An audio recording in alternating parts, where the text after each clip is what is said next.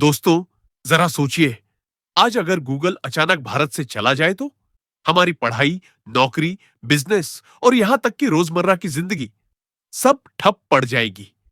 लेकिन अब वो दिन आ चुका है जब भारत ने दुनिया को चौंका दिया है। भारत ने बना लिया है अपना गूगल, जिसका नाम है कोमेट। ये सिर्फ एक सर्च इंजन नहीं, बल्कि डिजिटल आजादी का ऐलान है। और आने वाले वक्त में शायद आप कहेंगे, गूगल मत करो, कोमेट करो। भारत दुनिया की सबसे बड़ी इंटरनेट मार्केट है। 40 करोड़ से ज्यादा यूजर हर दिन गूगल पर कुछ ना कुछ खोजते हैं। लेकिन सच्चाई यह है कि हमारा हर क्लिक, हर डेटा, हर जानकारी सीधा अमेरिका चला जाता है।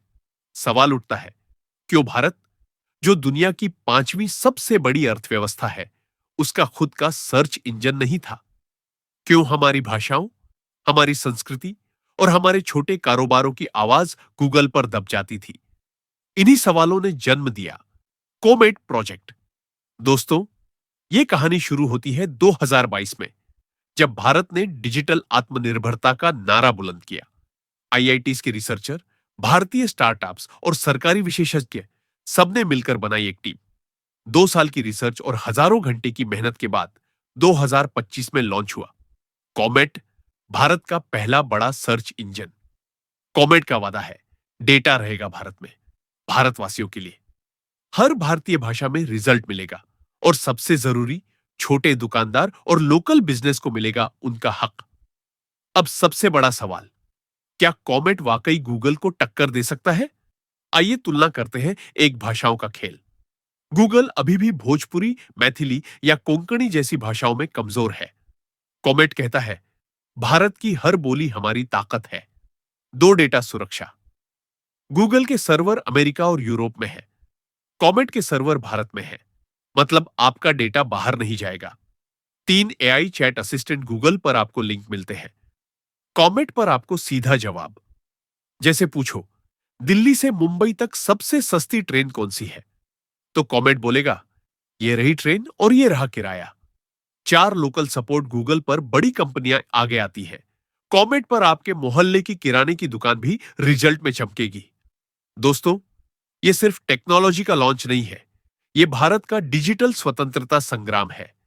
चीन ने बनाया बायडू और गूगल को बैन कर दिया। रूस ने बनाया यांडेक्स और अब भारत कह रहा है, हमें गूगल पर निर्भर नहीं रहना। इसका असर सीधा जियोपॉलिटिक्स पर पड़ेगा।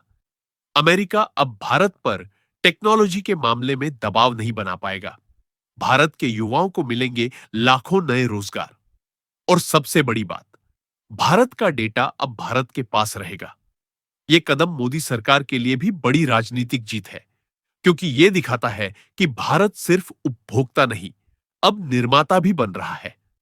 लेकिन दोस्तों, साफ साफ कहें तो गूगल जैसी दिग्गज कंपनी को हराना आसान नहीं। गूगल के पास अरबों यूजर और दशकों का अनुभव है। कॉमेट के सामने चुनौतियां हैं, यूजर्स का भरोसा जीतना, स्पीड और रिजल्ट में गूगल की बराबरी करना और करोड़ों लोगों को गूगल की आदत से निकालना। लेकिन याद रखिए, हर क्रांति एक छोटे कदम से शुरू होती है। आज कॉमेट ने पहला कदम रखा है, कल यही कदम भारत को दुनिया की डिजिटल सुपर पावर बना सकता है।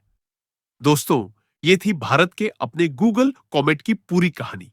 ये सिर्फ एक सर्च इंजन नहीं, बल्कि एक सपना है, भारत को डिजिटल गुलामी से आजाद करने का सपना।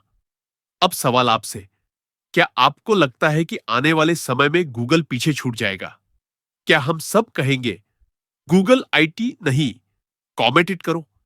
अपनी राय जरूर दीजिए, क्योंकि यह कहानी अभी खत्म नहीं हुई, ये तो बस शुरुआत है।